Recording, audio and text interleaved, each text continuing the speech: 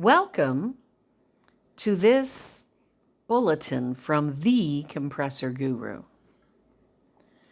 Unfortunately, due to circumstances beyond our control, the doctors have canceled Bud's surgery. Therefore, he is not getting a knee replacement right now.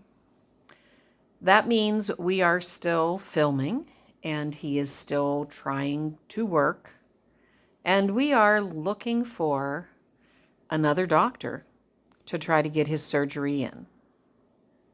So we apologize that our videos have said this is the last video for a while because of his knee surgery. But as of today, he will not be getting a knee replacement this week. Keep us in your thoughts and prayers, folks. He really needs this knee replaced to be able to do the things that he has to be able to do to work. God bless you all, and have a good week.